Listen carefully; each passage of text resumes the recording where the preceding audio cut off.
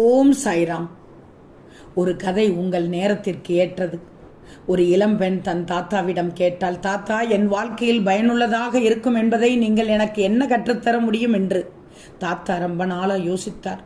பிறகு சொன்னார், உனக்கு கற்றுத்தர என்னிடம் சக்தி வாய்ந்த வாழ்க்கை பாடம் இருக்கிறது என்று நினைக்கிறேன், சொல்லவா என்றார். ஆனால் அதற்கு முன் அனைவரின் கவனத்தையும் ஈர்க்கும் வகையில் பெரிய ஒன்றை நீ செய்ய வேண்டும்.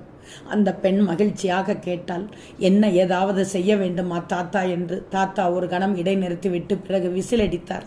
நீ அக்கம் பக்கம் சுற்றி சென்று என் தீக்கோழி 6 தங்க முட்டைகள் இட்டதாக எல்லோருக்கும் சொல். அவர்கள் அனைவரும் இதை கேட்டு ஆச்சரியப்படுவார்கள். ஒவ்வொரு முட்டையும் பல மில்லியன் மதிப்புள்ளவை என்றும் அவற்றை விற்று நான் கோடீஸ்வரனாக மாறுவேன் என்றும் அவர்களிடம் சொல்லு. விரைவில் என் வாழ்க்கை மாறும் என்றும் எல்லோருக்கும் சொல்லு.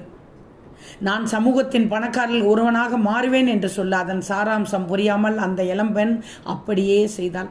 அவள் திரும்பி வந்த பின் அவளும் அவளுடைய தாத்தாவும் பகலும் இரவும் காத்திருந்தார்கள். ஆனால் அவர்களுடைய அக்கம் பக்கத்தார் யாரும் வீட்டிற்கு வந்து அவரை வாழ்த்தி அவருடன் சேர்ந்து மகிழவில்லை. மறுநாள் காலை தாத்தா தன் பேத்தியிடம் சொன்னார், இப்போது நீ அக்கம் பக்கம் சுற்றி போய், நேற்றிரவு ஒரு திருடன் வந்து என் வீட்டை அழைத்து என் தீக்கோழியை கொன்று தங்க முட்டைகளை திருடிவிட்டான் என்று எல்லோரிடமும் சொல்ல வேண்டும். நான் அனைத்தையும் இழந்து விட்டேன் என்று அவர்களிடம் சொல்ல வேண்டும். அந்த பெண் வெளியே சென்று அக்கம் பக்கத்திடம் அப்படி சொன்னாள்.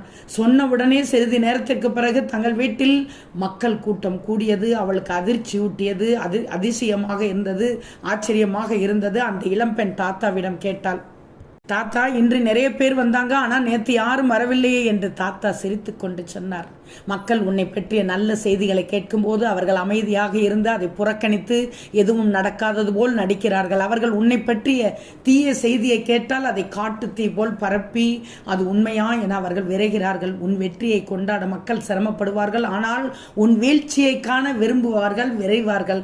அந்த தருணத்தில் தாத்தா பேத்தியின் தோள்களில் ஒரு கையை வைத்து மீண்டும் புன்னகைத்தார்.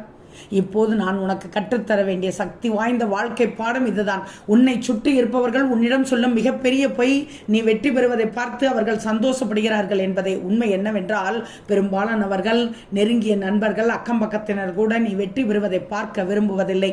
நீ அவர்களை விட வெற்றிகரமானவர்கள் என்பதை யாராவது உணரும் போது அது பயமுறுத்தலாக மாறிவிடும். மக்கள் அவர்களை விட சிறப்பாக செய்வதை உண்மையாக விரும்பவில்லை. அவர்கள் பொறாமைப்படுகிறார்கள், உள்ளே ஆழமாக யோசிக்கிறார்கள். இந்த வாழ்க்கை இருப்பதை தவிர வேறு எதுவும் அவர்களுக்கு தேவையில்லை. மாறாக உன்னை சிறந்தவனாக மாற்றுவதில் கவனம் செலுத்து. மற்றவர்களை மாற்ற முயற்சிப்பதை நிறுத்து. அவர்கள் என்ன செய்கிறார்கள் என்று கவலைப்படுவதை நிறுத்து. உன் இலக்குகளை நிர்ணயித்துக்கொள். வெற்றி நிச்சயம்.